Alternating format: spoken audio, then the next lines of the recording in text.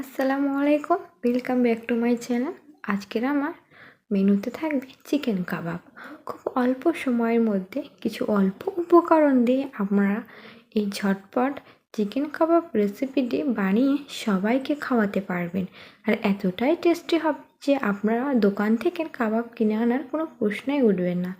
একবার খাওয়ালে আপনার বাচ্চা এবং বড় সবাই খুব পছন্দ করে বলবে আরও একবার বানিয়ে খাওয়াতে হবে। ভিডিওটা যদি ভালো লেগে থাকে লাইক কমেন্ট করতে ভুলবেন না, আর পুরোপুরি দেখার অনুরোধ রইল। তাহলে প্রথমেই আমি কয়েক পিস নিয়ে নিয়েছি। এগুলোকে আমি খুব ছোট ছোট করে কেটে নেব, যাতে আমি মিক্সচার ব্লেন্ডারে দিয়ে খুব ভালোভাবে আমি ব্লেন্ড করে নিতে পারি। তাহলে চলো আবারও ঘুরে আসবো আপনাদের কাছে। এই তো দেখুন আমি ব্লেন্ড করে চলে এসেছি, কতটা স্মুথ হয়েছে। একবারে এক বাটি আমি পেঁয়াজ নিয়েছি, ছোট ছোট কিউব করে কেটে নিয়ে এটার উপরে আমি সামান্য পরিমাণ লবণ দিয়ে এটাকে মিক্সড করে রেখে দিতে হবে কিছুক্ষণের জন্য।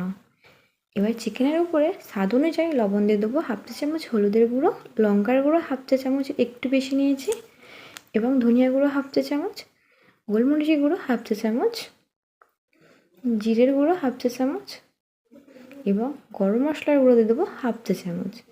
দেখুন এই পেঁয়াজটা আমি আগে থেকে কেন মিক্সড করে রেখেছি প্রশ্ন উঠবে, আমি জানি। এই যে জলটা বের হচ্ছে, এই জলটা আমি এভাবে ঝারিয়ে এনে দেবো চিকেনের উপরে, কারণ এটা অল্পর মধ্যে আপনারা বেসন দিয়ে কোট করে নিতে পারবেন। নাহলে এই জলটা থাকলে এটা ভালো লাগবে না, মানে কি মিক্সড করতে অনেক পরিমাণে বেসন লাগবে।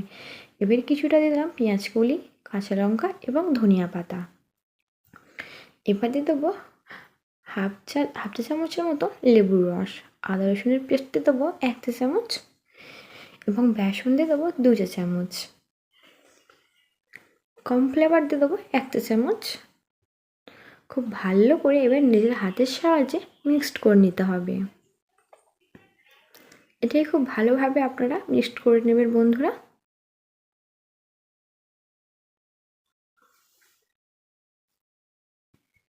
এই তো খুব ভালোভাবে মাখানো হয়ে গেছে। এবারে আমি সর্বশেষে দিয়ে দেবো 1 চা চামচ অয়েল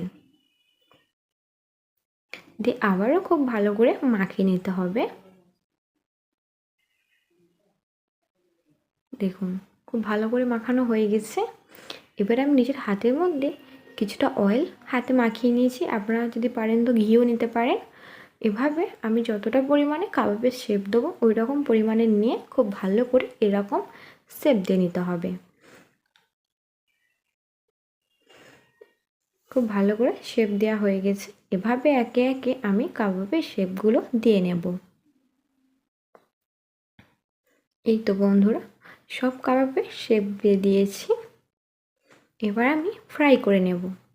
কিছু অল্প পরিমাণে অয়েল দিয়ে দেবো, খুব একটা বেশি পরিমাণে অয়েল লাগবে না।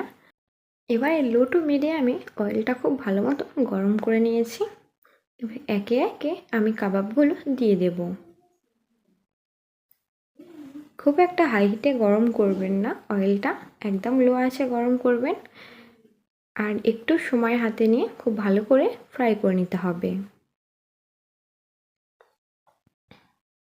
আপনারা তো দেখতেই পেলেন বন্ধুরা যে কয়েক পিস মাংসের টুকরো নিয়ে আপনারা এভাবে অনেকগুলো কাবাব তৈরি করে নিতে পারবেন। যদি আপনার বাড়ি হঠাৎ মেহমান আসেন এভাবে ঝটপট বানিয়ে নিতে পারবেন।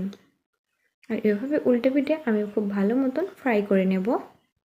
আর রেসিপিটি আপনারা কে কোথা থেকে দেখছেন অবশ্যই কমেন্টের মাধ্যমে জানিয়ে যাবেন। এভাবে আমি খুব ভালো মতন উল্টে পিল্টে ফ্রাই করে নিচ্ছি। দেখুন বন্ধুরা এরকম গোল্ডেন ব্রাউন কালার যখন আসবেন তখন ভাববেন যে প্রায় কাবাবগুলো হয়ে এসছে। এবার একে একে আমি তুলে নেব। খুবই এটা ইজি বন্ধুরা, খুব একটা কঠিন নয়। আপনারা যারা পারেন না, নতুন রান্না বান্না করেন, তারাও এগুলো বানিয়ে নিতে পারবেন খুব ইজিভাবে। আর বাচ্চাদের টিফিন এবং চায়ের নাস্তাতে এগুলো সার্ভ করতে পারবেন। আপনার রেসিপিটি কেমন লাগলো অবশ্যই কমেন্টে জানিয়ে যাবেন। আর যারা ইউটিউব থেকে দেখছেন একটি সাবস্ক্রাইব করে যাবেন, আর যারা ফেসবুক পেজ থেকে দেখছেন একটি ফলো করে যাবেন। আপনাদেরকে আমি ভেঙেও দেখাবো যে ভিতরে কেমন হয়েছে।